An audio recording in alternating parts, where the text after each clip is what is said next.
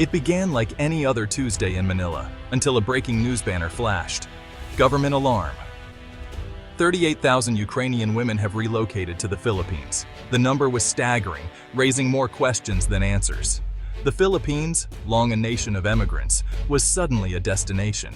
Newsrooms scrambled, social media buzzed, and the story dominated conversations nationwide. These women weren't refugees in camps. They were professionals, mothers, and entrepreneurs, quietly rebuilding their lives. Their migration was a story of agency and resilience, not desperation. They navigated complex systems, pooled resources, and found a new home thousands of miles away. The government's alarm was rooted in unpreparedness, not hostility. The 38,000 became a symbol of a system caught off guard, forcing a national conversation about immigration and capacity. The world watched as the Philippines faced an unprecedented humanitarian and social event. The story was no longer just about the women, it was about the nation's response. Before the headlines, only a handful of analysts noticed the trend. Ukrainian women, aged 25 to 45, applying for Philippine visas in growing numbers. These weren't refugee claims, but tourist, student, and investor visas, spread across entry points, hard to track. The movement was organized through encrypted apps and private forums, with women sharing guides and advice. It was a digital grassroots migration, planned, precise, and invisible to mainstream media. Arrivals blended in with tourists, carrying resumes and determination, not the visible scars of war. Only a routine audit in late 2025 revealed the true scale. Suddenly, individual journeys became a collective phenomenon. Journalists and sociologists pieced together the story, realizing this was a new kind of migration. Silent, digitally enabled, and driven by logic invisible until it reached critical mass. The Philippines was chosen for reasons that defied traditional patterns. It wasn't a flight to a neighboring country or a Western superpower.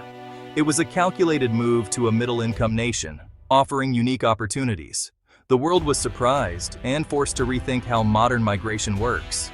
The lesson: migration today is often silent, strategic, and only visible when it changes the fabric of a nation.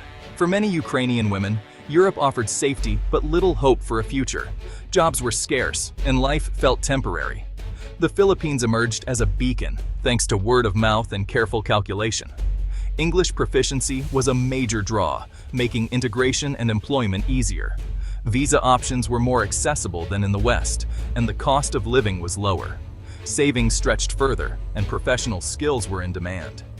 Early arrivals praised the warmth and hospitality of Filipinos, who understood migration firsthand. The sense of being welcomed, not just tolerated, was a powerful comfort.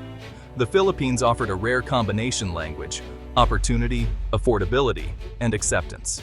It was a pragmatic, hopeful choice, one that promised not just survival, but a chance to rebuild. These women weren't fleeing to survive, they were moving to thrive. Their decision was a testament to the power of information and community. Upon arrival, Ukrainian women focused on finding work, not handouts. Many joined the BPO and tech sectors, leveraging their skills and English fluency. Others launched small businesses, bakeries, online services, daycare centers, creating community hubs and jobs.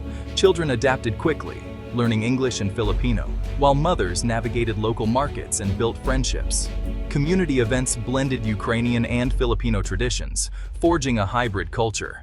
Challenges persisted: homesickness, bureaucracy, and the tropical climate. Yet resilience defined their journey. They supported each other, focused on work and education, and turned hardship into hope. Integration was active, not passive. They weren't just living in the Philippines, they were building a new life. Their story was one of strength, adaptation, and community. Filipinos responded with empathy and hospitality, rooted in a culture of shared humanity. Community groups and families organized donation drives and offered guidance. The nation's own migration history created a natural bridge of understanding. Ukrainians were seen as guests, not outsiders. But as numbers grew, concerns surfaced. Would jobs and public services be strained?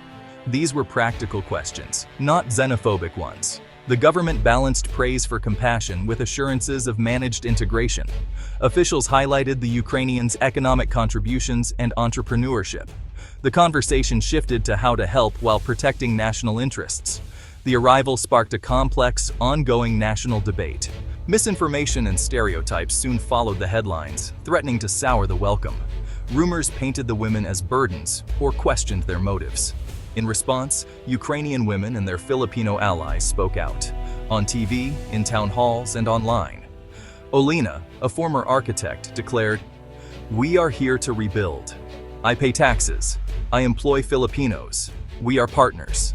Fact-checkers and civil society groups debunked myths, showing most women were self-sufficient in creating jobs. Data revealed a spike in Ukrainian-owned businesses, not welfare claims. The most powerful response came from the women's actions, inviting neighbors, sharing culture, and teaching skills. Yulia, a software developer, started free coding workshops for local teens. "I lost my home, not my skills. It's my honor to share what I know," she said. Through openness and contribution, the women dismantled stereotypes. Their voices and deeds redefined the narrative. They proved they were not burdens, but builders of community. Integration was happening, one story, one action at a time. Integration unfolded in everyday moments.